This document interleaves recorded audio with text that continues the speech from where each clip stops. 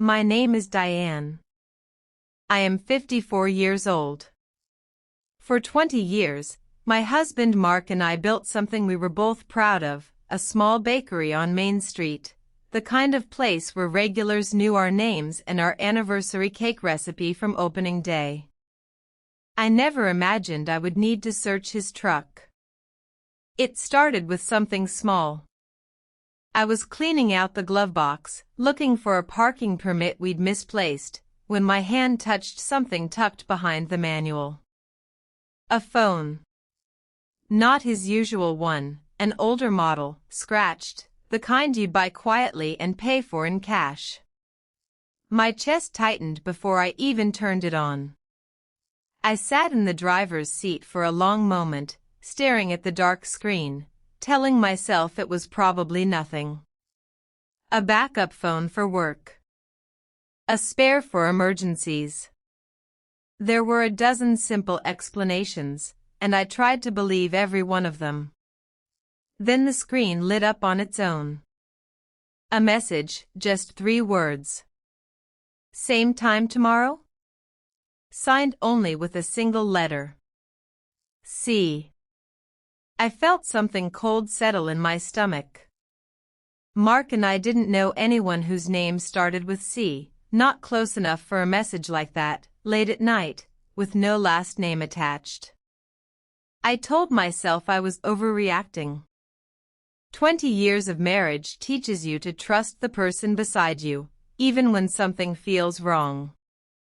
I put the phone back exactly where I found it, careful not to leave a trace, and walked back into the house like nothing had happened. That night, I lay awake beside Mark, listening to him breathe, steady and peaceful, as if his world was exactly as it should be. Mine no longer was. The next morning, I went to the bakery early, before Mark arrived. I told myself I just needed to catch up on paperwork. In truth, I needed to think. I started going through our books more carefully than I had in months. Our inventory costs had crept up over the past year, flour, sugar, packaging, all slightly higher than they should have been. I had noticed it before and blamed rising prices. Now I wasn't so sure. I pulled up our business bank statements, scrolling further back than usual. That's when I found it. A recurring monthly charge, small enough to overlook, labeled only as a storage facility across town. We didn't rent storage. Everything we owned fit in the bakery or our garage at home. My hands felt unsteady as I picked up the phone and called the facility, giving our business name. The woman on the line paused. I'm sorry, that unit isn't registered under your business. I can't share details on an individual account. I thanked her and hung up, my mind already searching for another way in. 2 nights later, going through the glove box in Mark's truck again, this time looking, not just tidying, I found a folded paper tucked behind the registration. An email confirmation, printed out. Unit number, monthly rate, and a name at the top. Carol Jennings. I sat completely still, staring at the printed confirmation in my hands. Carol. My best friend since we were 9 years old. The woman who stood beside me at my wedding. Our bakery's co-manager, the person Mark and I trusted with the keys, the register, and every quiet worry we'd ever shared. Carol didn't need her own storage unit. She lived 2 streets from us, in a house with a garage twice the size of ours. I thought about the message on that second phone. Same time tomorrow? Signed only with a single letter. C. I closed the laptop slowly, my mind already turning toward questions I wasn't ready to answer. I didn't confront anyone that day. I went about my work the way I always did, flour on my hands, orders called out to the kitchen, a smile for every customer who walked through the door. But underneath, something in me had shifted permanently. I started paying closer attention. Not obviously. Just enough. Carol and Mark had always worked closely together. She handled deliveries and supplier relationships. He managed the books and the equipment. It had always felt natural, three people who trusted each other completely. Now I watched the way they spoke, the way their conversations dropped slightly when I walked into the room, the way Carol always seemed to know Mark's schedule better than I did. One afternoon, Mark mentioned he was driving out to meet a new flower supplier, somewhere near the interstate, and wouldn't be back until evening. I nodded and told him to drive safe. But something about the way he said it, a little too casual, a little too rehearsed, stayed with me. Later that week, going through our shared credit card statement to reconcile expenses, I found a charge from a hotel near the interstate, dated the same day as his supplier trip.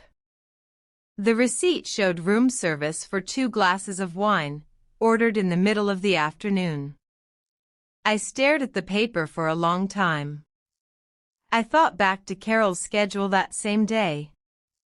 She had told me she was taking a personal day to visit her sister in San Antonio. I don't know why I did what I did next. Some instinct, maybe, or simply the need to know for certain. I checked our delivery log for that week. Carol's name was signed in for a supplier drop-off that morning, the exact morning she claimed to be 3 hours away. 2 people. 2 stories that didn't match. And a growing, quiet certainty that the people I trusted most were lying to me in the same careful way, at the same careful time. That night, I sat alone in the bakery office long after closing, going through 5 years of shared records. Not because I doubted what I already knew, but because some part of me still needed to understand how deep it went. I found it in the transfer authorizations. Every large payment to our supplier account required 2 signatures, mine and Mark's, a system we'd set up years ago for accountability. But 3 transfers over the past 6 months had gone through with a signature that looked like mine, in ink slightly too careful, too deliberate. I hadn't signed them. I held the papers under the desk lamp, comparing the curve of the letters to my own handwriting on older documents. Close. Close enough to fool a bank teller glancing quickly. Not close enough to fool me. Someone had practiced my signature. My mind went first to Mark, but something told me this wasn't his doing alone. Mark had never been a careful man with handwriting or details. That had always been Carol's strength, the one who color-coded our supplier invoices and remembered every account number by heart. I thought about our friendship, 30 years deep. Sleepovers as girls. The maid of honor speech she gave at my wedding, her voice cracking with real tears. The nights she sat with me in this very kitchen, helping me test recipes until 2 in the morning when the bakery was still just a dream. I had trusted her with everything. My business partnership. My home. My husband's schedule, my calendar, my keys. Now I understood that trust had been the exact tool she needed. I thought back to a conversation from a year earlier, one I hadn't thought much of at the time. Carol had mentioned, almost lightly, that 15 years of running this bakery beside me and she still wasn't listed as a partner, only a manager on payroll. I had told her partnership was something we could discuss eventually. I hadn't realized how long she'd been waiting for eventually to arrive. I sat with that thought for a long time, the papers spread across the desk in front of me, feeling something harden quietly in my chest. Not rage, not yet. Just clarity, cold and steady, settling into place like the final piece of a puzzle I hadn't wanted to solve. Whatever they were planning together, I intended to find out everything. Over the following weeks, I became someone Carol and Mark didn't recognize, though they never noticed the change. I kept smiling. I kept baking. I kept handing Carol her morning coffee exactly the way she liked it, 2 sugars, a splash of cream. But quietly, I was building something of my own. One morning, after Carol and Mark had gone quiet the moment I walked past the office, I left my phone on the desk inside while I stepped out back to load a delivery. I hadn't meant to record anything. I simply forgot to stop the voice memo I'd been using to note down a supplier order. When I found it running again that evening, I almost deleted it. Instead, I listened. When I played it back that night, my hands were steady in a way that surprised me. "She still doesn't suspect anything," Carol's voice said. "Once Mark's ownership share moves into the new company, we won't need to keep pretending." "She built this place, Carol," Mark said, though his voice carried more hesitation than conviction. "She built it. We're the ones who'll actually run it once she's out of the picture. You know she's been slowing down these past few years." I sat in the dark kitchen, replaying those words twice, then a third time. They weren't just hiding an affair. Mark's half of the bakery was meant to be quietly transferred into a new company, one Carol would co-own, leaving me with a minority share of the business I'd built. I thought about the forged signatures, the storage unit, the hotel receipts. Each piece had felt separate until now. Together, they formed something much larger than betrayal. I closed my laptop and sat in the stillness of the bakery I had built with my own hands, flour still faintly dusting the counter from that morning's bread. They wanted my life. I decided, quietly and completely, that they would not have it. Our bakery's 20th anniversary was coming up in 6 weeks. Mark had mentioned it in passing months earlier, something about maybe closing early one Saturday for a small gathering. I decided we would do something much bigger. I began planning a full celebration, the whole town invited, string lights across Main Street, a catering order twice the size of anything we'd done before. I told Mark I wanted it to be a surprise, a tribute to everything we'd built together. He seemed genuinely moved by the idea, which made the planning easier in ways I tried not to think about too closely. I told Carol I wanted her involved too. After all, she'd been part of this bakery for 15 years, practically family. I asked her to help coordinate the guest list, the decorations, and I even told her I wanted to surprise everyone that night by finally making her an official partner in the bakery. Her eyes lit up in a way I recognized instantly. Not gratitude. Anticipation. "Diane, that means so much," she said, hugging me tightly. "You have no idea." I hugged her back, steady, calm, betraying nothing. Behind the scenes, I was preparing something different. I gathered every document, the forged signatures, the storage unit lease, screenshots of messages, the recording from that morning in the office. I hired a lawyer quietly, in a town 40 minutes away.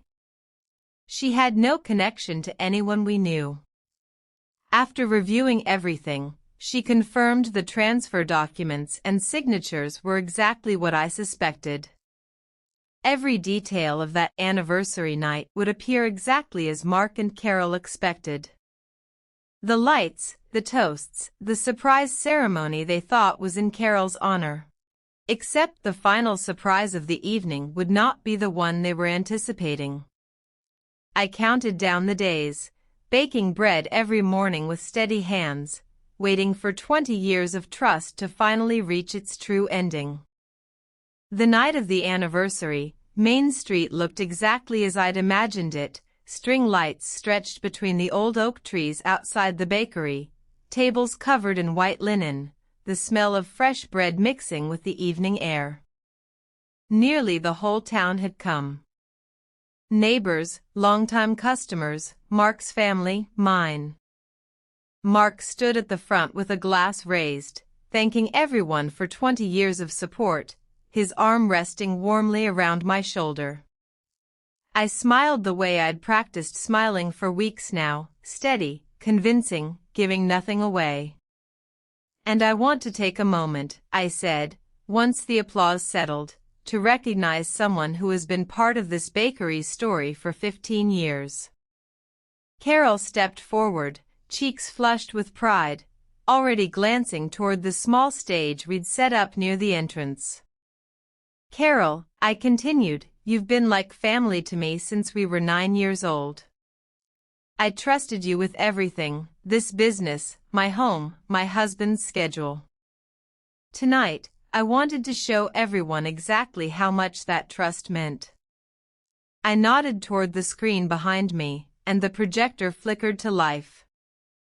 The first image was innocent, an old photo of Carol and me as teenagers, arms around each other, laughing. A few soft sounds of approval moved through the crowd. Then I clicked again. A message on screen, "Same time tomorrow?" See. Then the hotel receipt. 2 glasses of wine, mid-afternoon, dated the same day Carol claimed to be in San Antonio. The crowd's quiet murmurs turned to silence. I clicked once more. The storage unit lease, Carol's name printed clearly at the top. Then the recording began to play, Carol's own voice filling the street. "Once the ownership transfer paperwork goes through, we won't need to keep pretending." Mark's face went pale. Carol froze completely, her champagne glass trembling in her hand. I turned to face them both, my voice calm and even. 20 years built this bakery. I wasn't about to let either of you take it from me quietly. Nobody spoke for a long moment. Somewhere near the back, a child's laugh cut through the silence, quickly hushed by a parent. Mark set his glass down slowly, his hand shaking. "Diane," he started, "let me explain." "You'll have plenty of time to explain," I said, my voice steady.